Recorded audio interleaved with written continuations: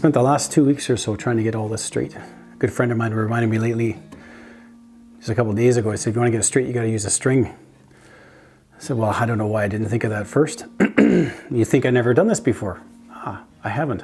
You ever had a cup of coffee change your life? It's kind of an odd question. As Canadians, we drink coffee all the time. My doctor would probably tell me to drink less of this stuff, but that's not going to happen.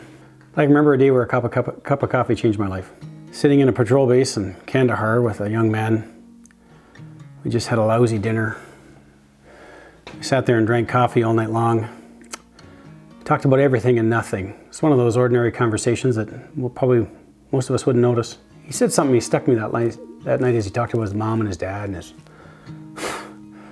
brother, the girl he was in love with, all of it. He said, you know, if we don't get things right, if we're not here for the right reasons, we've lost before we get started. His father would remind me that months later. Right intentions, he said. I wrote that in my journal that night. You know, the other thing I wrote in the column in my journal that night was, my daughter hates it when I say this. I said, one day when she comes home with a young man like that, the world will be right. All four Gospels tell us the story of Jesus' Last Supper. I've thought about that story and I've imagined it in my head 1,000 times. I've tried to imagine what it was like, and Luke's Gospel tells us this in absolute clarity. This is what he says. After blessing the bread, do this in remembrance of me. Paul tells us the same thing in Corinthians. Do this in remembrance of me, he says. You try to imagine that night unfolding in your head. The 12 disciples, 11 of whom would become apostles and one who would betray him. If they knew what he was saying, I don't think the record's clear they didn't. Would they have savored that cup a little longer? You know, would they have listened better? Would Peter have not responded in bravado? A little more humility. Thank God they remembered though.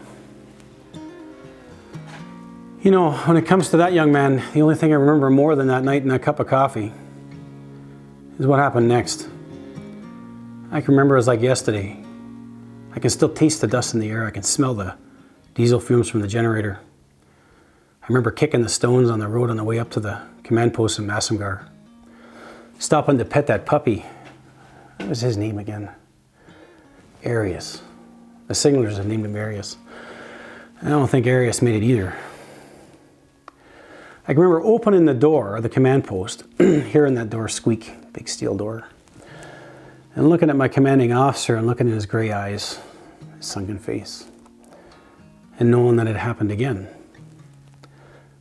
And then I can see, and every veteran will know this, at least current veterans will know this, seeing what we call the 9-liner, which was the medevac report come from, it showed up on a computer screen.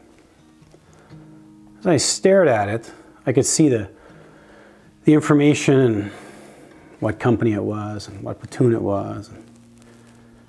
And to this day, I can't explain why I knew this. But time stopped and I knew it was him. Things were not right.